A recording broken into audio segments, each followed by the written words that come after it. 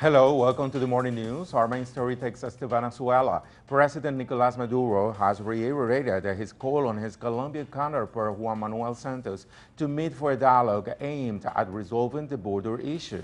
Maduro said he accepted the mediation of Brazil and Argentina in the crisis. Earlier, Santos announced that he was prepared to meet with Maduro.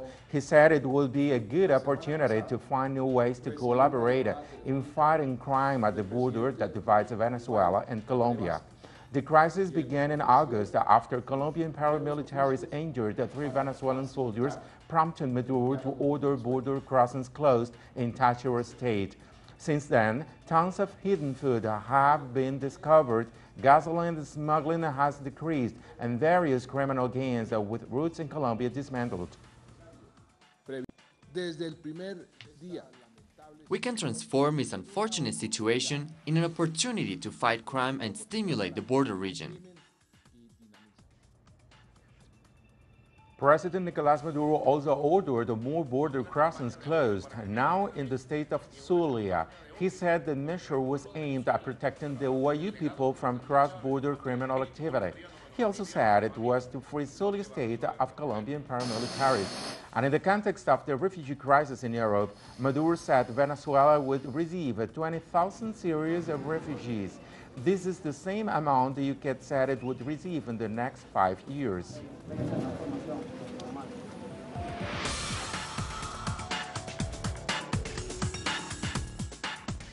And now to Guatemala, where the corruption scandal seems to have subsided, giving way to the presidential elections, which are headed for an October 25th runoff.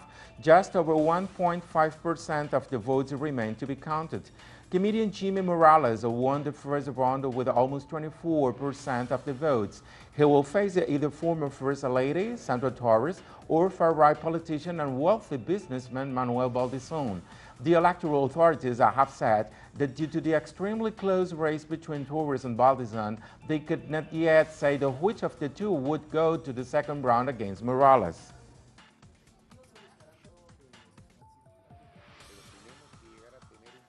We have to get a country that has the strength to resolve its own problems without receiving foreign help, which comes with strings attached. Elections also took place in Trinidad and Tobago. The leader of the People's National Movement, Keith Rowley, won the elections with 23 of 41 constituencies. Polls closed a bit later than expected due to rain, but soon after the results were announced. The ruling party People's Partnership suffered a blow. They lost 11 seats in parliament. They will now hold 18. The beleaguered former FIFA executive Jack Warner of the Independent Liberal Party did not win a single seat. Rowley will now form his government and present the budget proposal. In terms of the turnout, with respect to other constituencies. We now go to Mexico, where after a damning report by the OAS, the Human Rights Commission, of the disappearance of the 43 Ayotzinapa students, the government has decided to reopen investigations into the case. Our correspondent Clayton Khan has more. The main conclusion made in the 500-page independent report that the 43 Ayotzinapa students were not incinerated in a garbage dump in Cocula, Guerrero, contradicting the official investigation, is of no surprise for many in the streets of the Mexican capital. Many of us believed that all of this was manipulated. Well, not necessarily manipulated, but there were lines of inquiry that have not been investigated. I think the entire chain of power needs to be investigated and they need to be punished. It doesn't matter what level they are. Maybe they have them hidden somewhere, and they apply so much investigation and spend so much money to cover up one lie with another. While the demand of the families of the youth to investigate the role of the federal police and military in the forced disappearance of the students has been consistently denied by the authorities, the independent investigators affirmed that these security forces were involved. According to documents in the official investigation through surveillance video, state and federal police, as well as the army, all had information on what was happening. Meanwhile, the reaction by the federal government to the independent report has been cautious, reaffirming the position that the students were incinerated, but yet the authorities will re-examine forensic and scientific evidence and continue their investigation. There will be a solicitation of a new forensic investigation through a collegiate team of forensic investigators of the highest prestige. However, in a press conference by the families and classmates of the disappeared youth, the question into the motive of the crime circulates. Some analysts point to a missing bus used by the students and erased from the official investigation as key.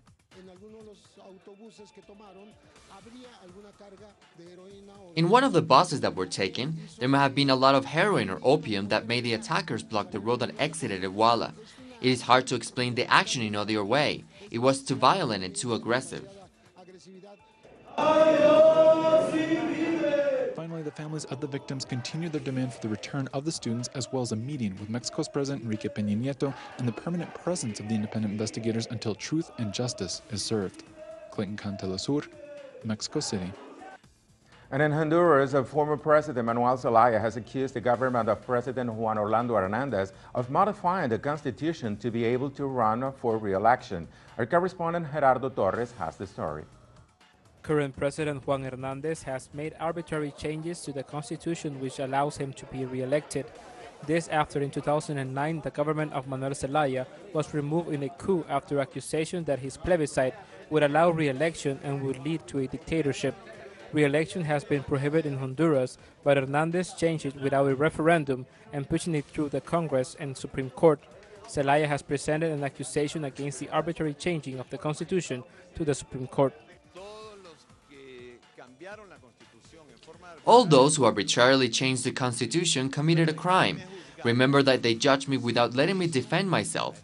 They removed me by force because they supposedly knew that I wanted to change the constitution, and that was a lie and it was arbitrary because what we wanted was a popular consultation. But now what they do it is okay. We come to process pacifically and to open the eyes of the people. The constitutional judges of the Supreme Court were named by President Juan Hernandez in 2013 when he was the president of the National Congress. It is possible that Zelaya's petition will not be accepted in the court because it was the same court that allowed the constitutional changes in April. However, for lawmaker Wilfredo Paz, something had to be done. We hope that they hear us, that they receive our accusation presented, that they do it the correct procedure, that they act according to the Constitution, because what happened is a violation to the Constitution. They reform an article that was written during the Constitutive Assembly of 1980, and shamefully a court with a political goal has changed it. What the members of the political opposition are demanding is that if the article that prohibits their re-election is changed, it's necessary to create a constitutive assembly that will open the door for many other changes that will benefit the people like they had proposed in 2009. And not just the political and economic elite in the country. Gerardo Torres, Telesur, Central America.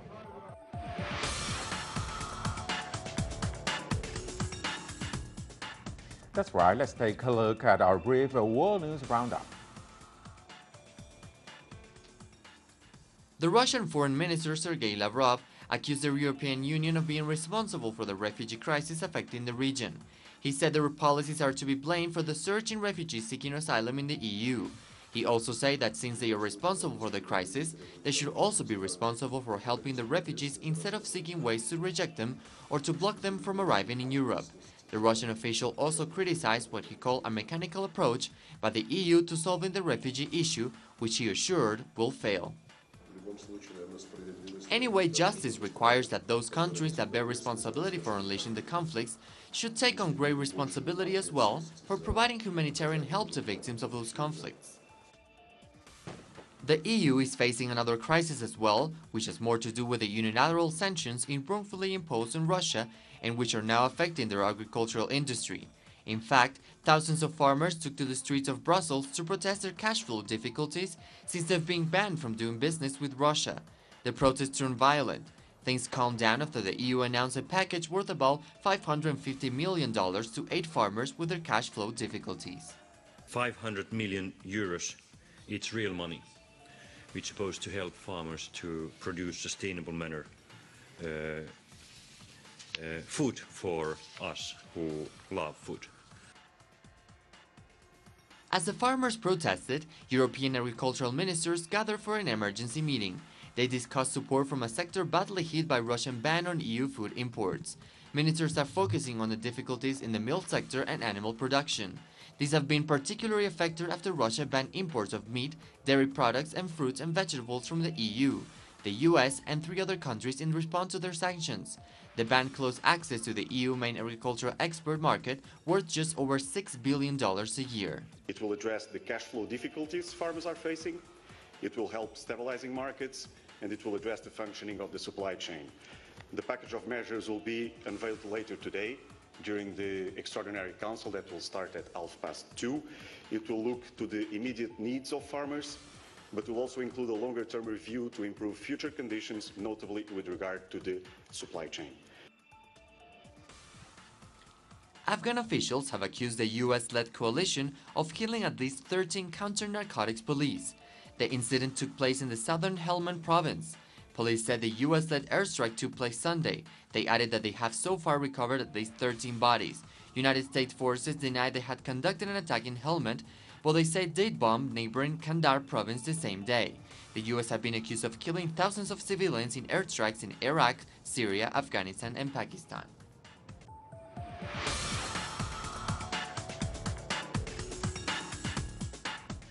In Havana, Cuba, hundreds of singers and musicians have come together to start rehearsals for an open-air mass in the capital's José Martí Revolution Square. The event will be headed by Pope Francis in September on his first visit to the island nation as head of the Catholic Church. Francis will be first pontiff to visit Cuba. He presided over the Vatican mediation that led to the resumption of diplomatic ties between Washington and Havana after a rupture that lasted more than half a century. The group of 100 musicians and 260 singers have 2 weeks to get ready for the event. It is a very complex task to bring together 330 minds. 330 ways of making music, and making it one is complicated. It takes time, and we're going to do it in record time, with really a limited number of rehearsals. I really think that with the road ahead, there will be a great success, not just politically, religiously, socially, but a great success culturally and musically speaking.